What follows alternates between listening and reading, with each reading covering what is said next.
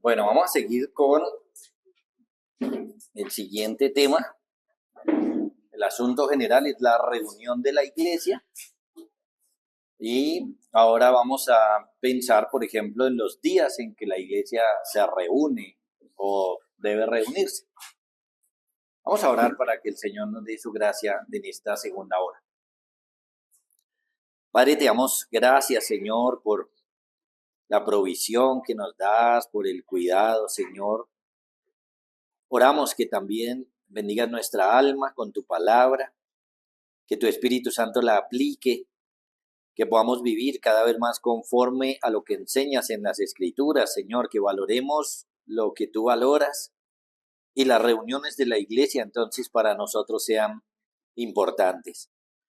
Danos estas bendiciones, Señor, por tu Hijo Jesucristo. Amén.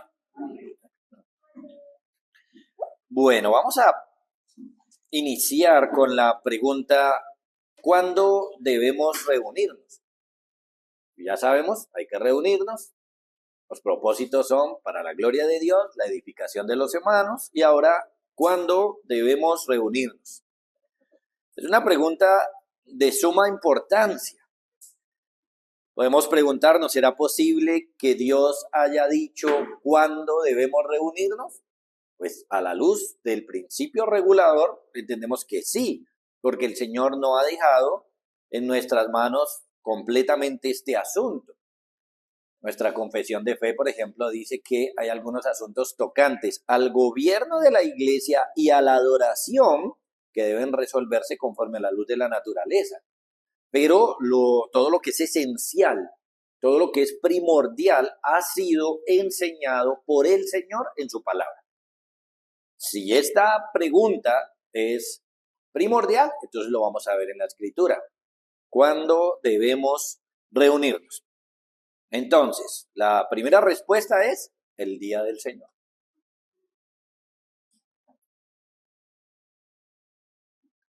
Podemos responder el día de reposo cristiano. Podemos decir con toda claridad, hay un día designado por Dios para la adoración pública, un día especial para reunirnos y hacer lo que estábamos viendo.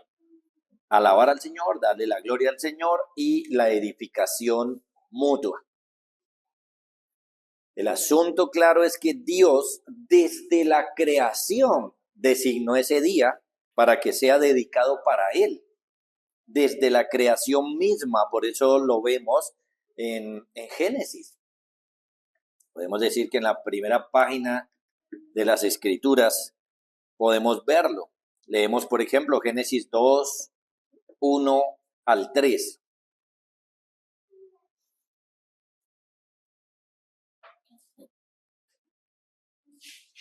Génesis 2, 1 al 3 dice: Fueron pues acabados los cielos y la tierra y todo el ejército de ellos, y acabó Dios en el día séptimo la obra que hizo, y reposó el día séptimo de toda la obra que hizo, y bendijo Dios al día séptimo y lo santificó, porque en él reposó de toda la obra que había hecho en la creación. Bueno, evidentemente alguno pudiera objetar que un pasaje como este no nos está diciendo que ese es el día que debemos reunirnos. Sin embargo, aunque parece ser que solamente nos estuviera contando la historia, después, como lo hace el Señor Jesús, la misma Biblia nos remite a este pasaje para probar que decía algo más de lo que vemos ahí. Es decir, al leer este pasaje nos parece un pasaje histórico, ¿cierto? Fueron acabados los cielos y la tierra, todo el ejército, acabó Dios en el día séptimo, reposó en el día séptimo y lo santificó y lo bendijo. Algo como si fuera un tema meramente histórico y por lo tanto que no estuviera poniéndonos peso. Sin embargo, recuerden que hablando del matrimonio, o más bien hablando del divorcio, después el Señor Jesús, para responder la pregunta del divorcio, nos llevó a Génesis, a un pasaje que parecía histórico meramente, donde decía que ya no serán dos, sino una sola carne. Y basado en lo que pasó en Génesis, entonces se sacan doctrinas adelante. Eso pasa con esto mismo. Aunque reconocemos que pareciera ser que aquí solo nos está contando la historia, podemos decir que aquí estaba instituyendo el día de reposo por su ejemplo. Recuerden, la Escritura nos habla por mandamientos, principios y ejemplos. Aquí tenemos ejemplos. El ejemplo de Dios es autoritativo. Y es lo mismo que pasa cuando el Señor Jesús cambia el día. El ejemplo del Señor Jesús cambiándolo al domingo es autoritativo. Sin embargo, como les digo, más adelante, entonces, se va a hablar de este evento como que aquí hay algo más. Por ejemplo, Éxodo 20, verso 8 al 11.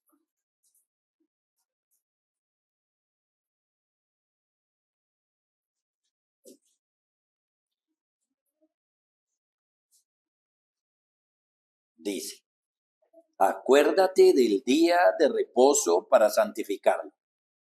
6 días trabajarás y harás toda tu obra, mas el séptimo día es reposo para Jehová tu Dios. No hagas en él obra alguna tú, ni tu hijo, ni tu hija, ni tu siervo, ni tu criada, ni tu bestia, ni tu extranjero que está dentro de tus puertas, porque en 6 días hizo Jehová los cielos y la tierra, el mar y todas las cosas que en ellos hay, y reposó en el séptimo día. Por tanto, Jehová bendijo el día de reposo y lo santificó. Miren ustedes cómo ahora, años después, se da una explicación de lo que dice Génesis capítulo 2, verso 1 al 3. Varias cosas, tanto el ejemplo del Señor como qué significa eso que lo bendijo y lo santificó. Aquí está. Hay un mandamiento claro. Un mandamiento de guardar el día de reposo, y la razón por la cual hay que guardarlo es que el Señor hizo su trabajo en 6 días y reposó el séptimo día, y además lo bendijo y lo santificó, lo apartó, le dio una bendición especial y lo apartó para un uso diferente. El uso se puede explicar de muchas maneras. Es un día de reposo, es un día de descanso, pero pues hay que entender lo que significa descanso. Porque el hecho de que digamos que es un día de descanso no significa, por ejemplo, que no la pasáramos acostados en la cama todo el día. No, es un día de descanso de las actividades que veníamos haciendo en los otros 6 días. Así como Él en 6 días hizo los cielos, la tierra y todo lo que en ellos hay, y reposó el día séptimo. O sea que el día séptimo no creó. Y asimismo se nos llama a nosotros a que no hagamos, por ejemplo, nuestras labores cotidianas de los 6 días anteriores en ese día, sino que sea un día apartado. Entonces, por un lado, para el descanso, sí, para el descanso de esas actividades. Pero descansar de esas actividades no significa descansar de todo. Entonces, ¿qué deberíamos hacer ese día? Bueno, la Escritura nos da por lo menos 3 respuestas claras, pero en el orden que estamos llevando, ese es el día de la adoración. Ese es el día de la adoración. Dios designó todo un día para esto, para su adoración. A este respecto, nuestra confesión dice, así como es la ley de la naturaleza, que en general una proporción de tiempo por designio de Dios se dedique a la adoración, así en su palabra, por un mandamiento positivo, moral y perpetuo que obliga a todos los hombres en todas las épocas, Dios ha señalado particularmente un día de cada 7 como día de reposo para que sea guardado santo para Él, el cual desde el principio del mundo hasta la resurrección fue el último día de la semana, y desde la resurrección de Cristo fue cambiado al primer día de la semana, que es llamado el Día del Señor, y debe ser perpetuado hasta el fin del mundo como el día de reposo cristiano, siendo abolida la observancia del último día de la semana. Entonces, allí se resume. Especialmente el Señor dio un día para dedicarnos a la adoración y evidentemente ese día podemos hacer diversas actividades para adorarlo. Adoración privada en nuestras casas, personal, familiar, adoración pública también, que está estipulado en las Escrituras cómo debería ser. El punto principal es que la respuesta de la Escritura acerca de cuándo nos deberíamos reunir de manera especial es ese día, el día de reposo. Ahora, por lo anterior, ¿significa esto que debemos estar reunidos todo el día? Es decir, debemos estar en la iglesia las 24 horas o 12 horas. No, no necesariamente. Recuerden que dos cosas debemos hacer en la adoración pública o en el tiempo designado por el Señor en la reunión. Una, adorar a Dios, y dos, edificar a los hermanos.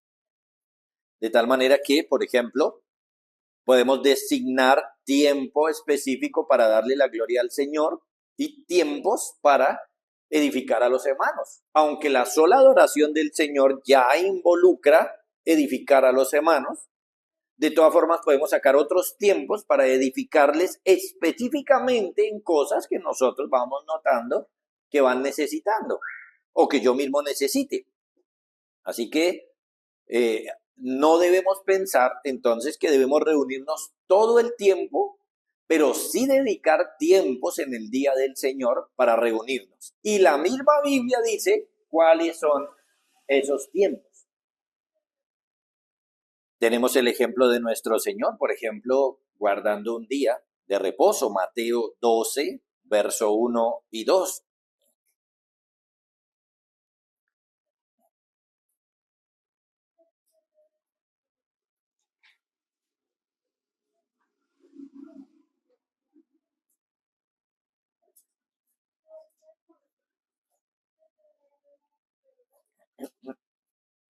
Mateo 12, 1 dice: en aquel tiempo iba Jesús por los sembrados en un día de reposo. Nótenlo.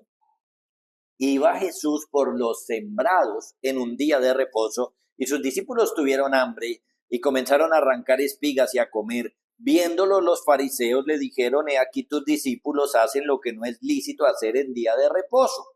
Ahora bien, este es el contexto de una de las grandes enseñanzas del Señor acerca del día de reposo. Noten, no estaban congregados. Claro que se habían congregado.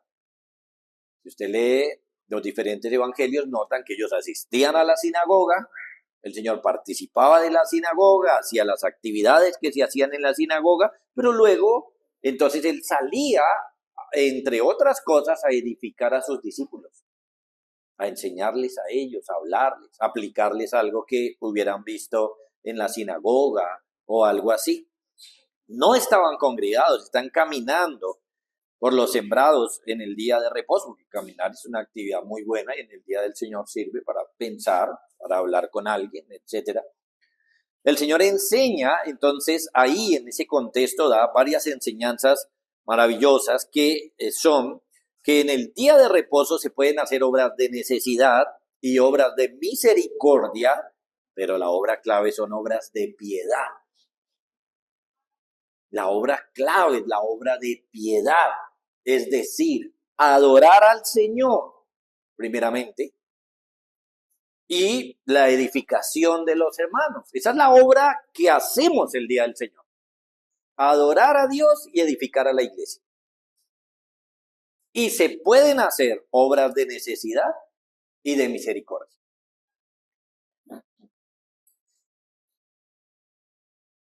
Así que el Señor Jesús se reunía en el día de reposo en las sinagogas. Por ejemplo, les leo Marcos 6:2, dice: y llegado el día de reposo, comenzó a enseñar en la sinagoga. Y muchos oyéndole se admiraban y decían: ¿de dónde tiene estas cosas? ¿Y qué sabiduría es esta que le es dada y estos milagros que por sus manos son hechos? Señor Jesús se congregaba el día de reposo, participaba de todas las actividades del día de reposo. Note, por ejemplo, que cuando el Señor, en la víspera de su muerte, dice expresiones como cuando hubieron cantado el himno, ¿sí? Y eso básicamente son los Salmos 113 al 118. Pero el punto es que el Señor participaba de las actividades de adoración en la sinagoga y luego iba con sus discípulos y les enseñaba cosas y les enseñaba a otras personas, porque eso es lo que hay que hacer en el día del Señor. Entonces, según la Biblia, ¿cuándo debemos reunirnos? El día del Señor. Más adelante, por supuesto, tendremos que hablar de cuántas veces, por ejemplo, que es un tema bíblico. Ya asuntos como la extensión de cada culto, eso sí queda, el Señor lo ha dejado en manos de la iglesia. Pero por ahora, el día del Señor es el día especial de la reunión. Claro, el día del Señor hablamos entonces de varias cosas. Ojo, estamos hablando del día del Señor, de que es un día que hay que guardarlo, que no debo hacer las actividades que normalmente hago cotidianamente, ¿cierto? Yo tengo que guardarlo y hacer las actividades que Él me dice que haga. Un tema es el día del Señor y otro tema es las reuniones en el día del Señor. Tenemos que hablar de dos temas ahí. Pero por ahora, de manera general, el día preciso, ¿cuál es? El día del Señor. Por ahí también hay esas excusas famosas, ¿no? De algunos cristianos que dicen, todos los días son el día del Señor. Pero son excusas falsas, porque aunque uno dijera, bueno, sí, todos los días son los días del Señor, ¿y qué hace todos los días? No, lo que a mí se me antoja. Ah, entonces espere, porque ahí no estamos hablando de que son los días del Señor. Son excusas que han sacado los cristianos para no hacer la voluntad del Señor. Bueno, entonces especialmente el día del Señor. Ese está mandado, ese no tiene, mejor dicho, discusión. Si alguno quisiera discutir, no, es que yo no veo que vamos a reunirnos en el día del Señor, está hablando locuras, porque ese es el día especial para eso.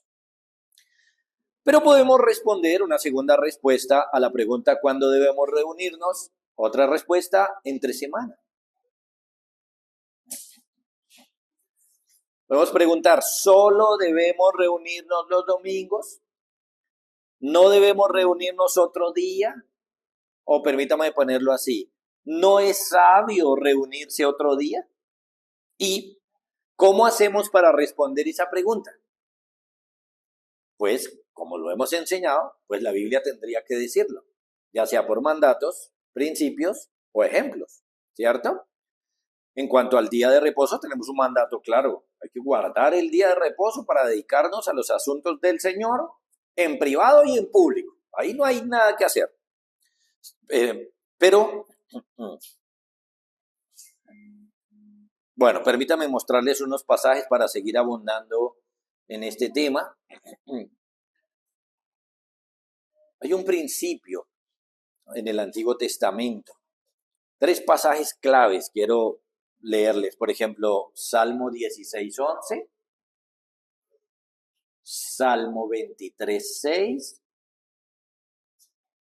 y Salmo 27:4.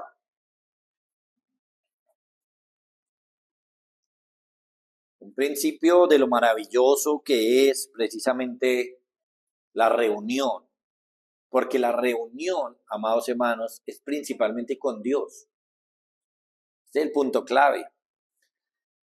Primer Salmo 16:11, me mostrarás la senda de la vida, en tu presencia hay plenitud de gozo, delicias a tu diestra para siempre. Salmo 23:6, ciertamente el bien y la misericordia me seguirán todos los días de mi vida y en la casa de Jehová moraré por largos días. 27:4, una cosa he demandado a Jehová, esta buscaré, que esté yo en la casa de Jehová todos los días de mi vida, para contemplar la hermosura de Jehová y para inquirir en su templo. Miren, estos pasajes nos muestran que un hombre o una mujer de Dios ama estar en la presencia de Dios, ama estar con Él, anhela estar con Él en la eternidad. Sabe que en la eternidad es cuando mejor estará con Dios. pero desde ahora anhela eso, desde ahora anhela estar en la casa del Señor todos los días, ese es su deseo.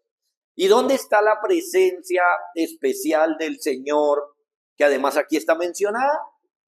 En su casa, ¿cierto? En su casa. ¿Cuál es la casa del Señor hoy?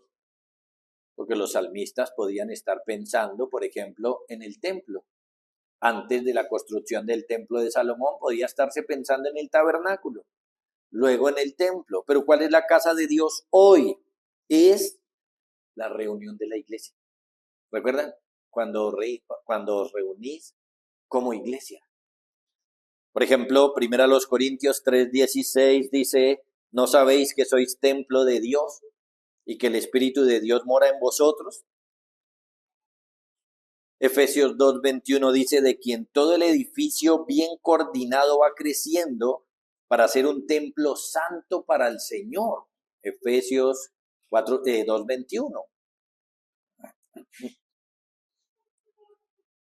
Segunda los Corintios 6:16 dice, ¿y qué acuerdo hay entre el templo de Dios y los ídolos? Porque vosotros sois el templo del Dios viviente. La reunión de la iglesia hoy es la casa de Dios. Les decía al principio, hay una expresión clave que Pablo usa y dice, cuando os reunís como iglesia. Ahora, 1 Timoteo capítulo 3, vamos a mirar ese pasaje.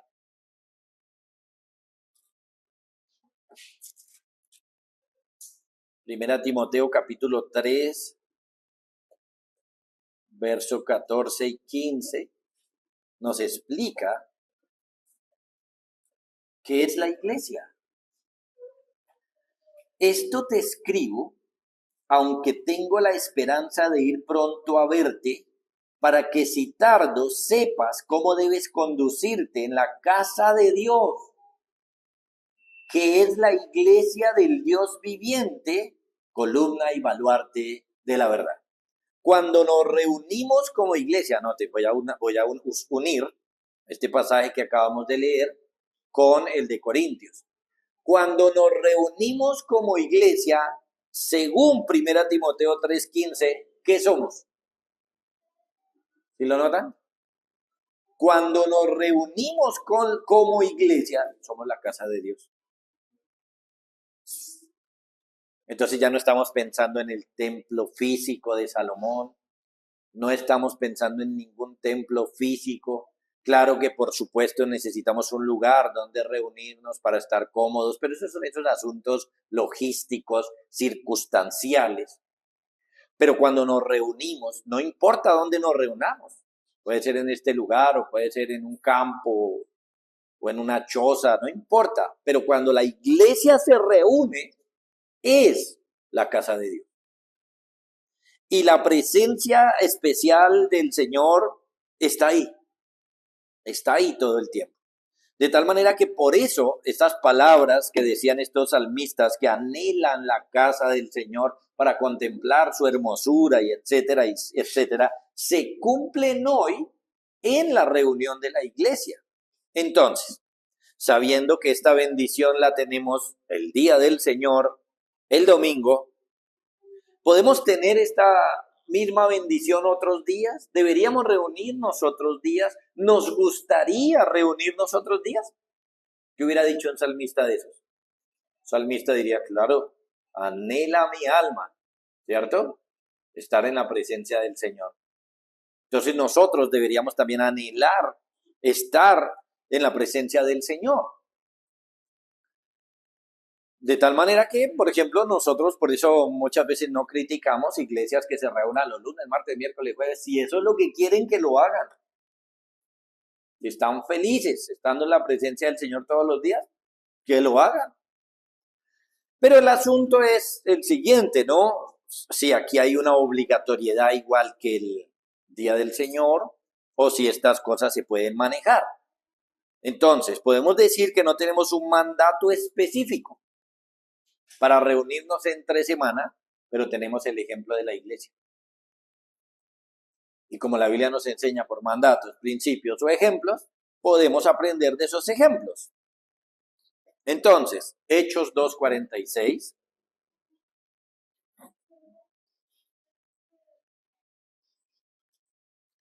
La primera iglesia bautista de Jerusalén. La iglesia de Jerusalén, la primera iglesia. Dice, y perseverando unánimes, ¿cuándo?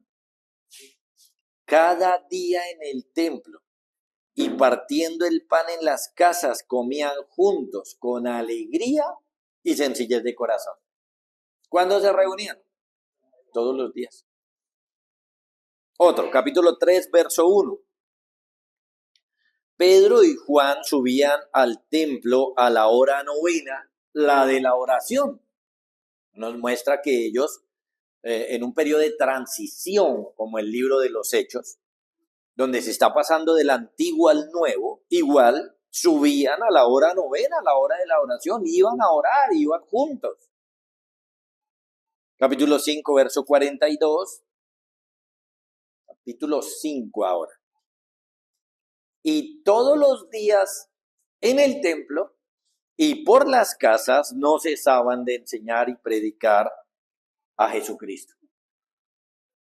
Estos pasajes nos muestran que los hermanos de la iglesia primitiva se reunían todos los días, ya fuera a orar, ya fuera a predicar, etcétera, se reunían todos los días. Así que estos hermanos lo hacían y nosotros debemos preguntarnos, ¿debemos nosotros reunirnos todos los días? Pues no hay un mandato como tal, ¿cierto?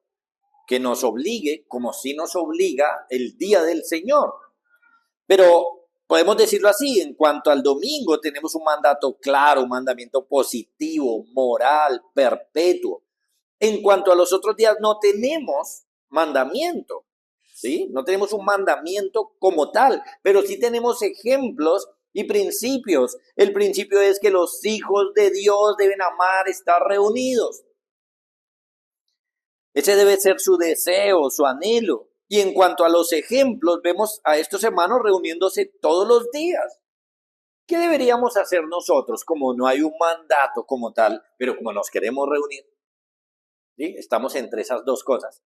Los cristianos se quieren reunir porque anhelan estar todos los días en la casa del Señor y no hay un mandato claro.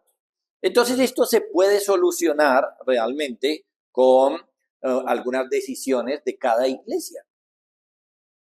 Esto se puede solucionar con decisiones de cada iglesia. ¿Y por qué de cada iglesia? Porque cada iglesia tiene que analizar las situaciones de trabajo de sus miembros, de espacio, la distancia que los hermanos vivan de la iglesia, el dinero que tengan o no tengan, las ocupaciones que tengan.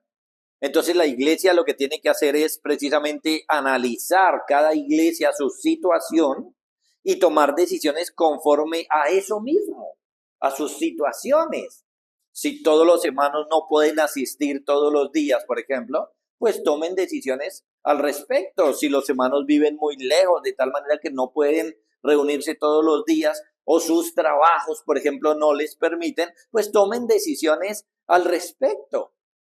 En este aspecto, la confesión de fe dice: sin embargo, confesamos que la iluminación interna del Espíritu de Dios es necesaria para que las cosas reveladas en la palabra se entiendan de una manera salvadora, y que hay algunas circunstancias tocantes al culto de Dios y al gobierno de la iglesia, comunes a las acciones y sociedades humanas, que deben arreglarse conforme a la luz de la naturaleza y de la prudencia cristiana, pero guardándose siempre las reglas generales de la palabra del Señor. Entonces, en ese aspecto, ¿cuántas veces nos vamos a reunir entre semana? Cada iglesia tiene la libertad de hacerlo, que lo hagan prudentemente, sabiamente, pero que se reúnan. Eso es lo que podemos sacar de ese punto. Entonces, en cuanto al día del Señor, mandamiento claro. En cuanto a los otros días, tenemos ejemplos y tenemos pasajes que nos muestran que los cristianos deberían reunirse, les gustaría reunirse todo el tiempo, pero cada uno y cada iglesia debe planear cómo hacerlo. Por ejemplo, nosotros al principio éramos una iglesia en Bogotá de barrio, que va muy fácil entonces que los hermanos se congregaran más seguido. Ahora somos una iglesia que está repartida en muchos lugares y entonces hay hermanos que viven lejos y hay otros que no viven tan lejos, pero tienen que pasar, por ejemplo, Soacha, que normalmente la congestión vehicular ahí es terrible. Entonces son asuntos que vamos teniendo en cuenta. Si la membresía es una membresía de muchos ancianos o no tanto, todo eso hay que analizarlo y la iglesia entonces debe tomar decisiones. Pero por ejemplo, nosotros nos reunimos entre semana un miércoles a las 7 para orar, pero si otra iglesia se reúne a las 7 de la mañana para orar, eso está bien. Cada una lo mira conforme a sus propias necesidades. El punto ¿es correcto reunirse entre semana? Sí. ¿Tenemos prueba bíblica de esto? Sí. La iglesia primitiva se reunía entre semana. ¿Debemos nosotros reunirnos todos los días como ellos? No necesariamente, porque no tenemos un mandato específico acerca de esto, primero, pero por otro lado tenemos que estar siendo sensibles a las dificultades, a los trabajos, a las situaciones de todos los hermanos para poder tomar decisiones al respecto. Sin embargo, pues si una iglesia tiene reunión todos los días, bien. Si una iglesia quiere tener reunión 3 veces a la semana, aparte del Día del Señor, bien, cada iglesia tiene entonces su autoridad y el derecho para hacer eso y que lo hagan bien, como lo hemos visto, para la gloria de Dios y la edificación de los hermanos. Bueno, con eso terminamos esta parte.